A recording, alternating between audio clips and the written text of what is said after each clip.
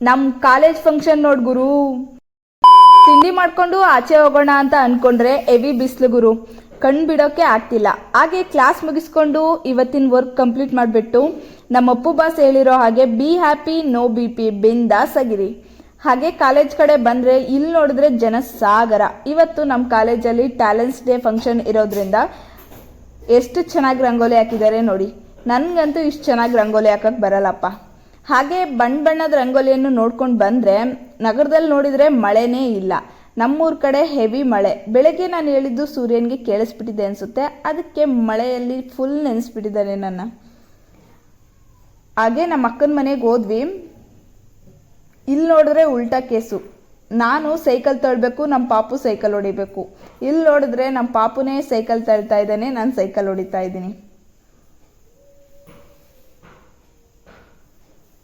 ಹಾಗೆ ಸ್ವಲ್ಪ ಹೊತ್ತು ಆಟ ಆಡಿಸ್ಬಿಟ್ಟು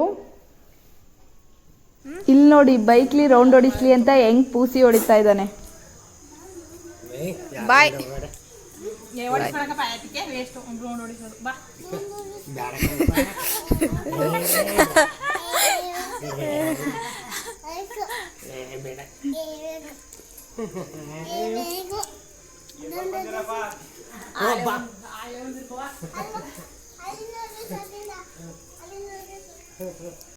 ರೌಂಡ್ ಹೊಡಿಸೋವರೆಗೂ ಬಿಡಲ್ಲ ಗುರು ಇವನು.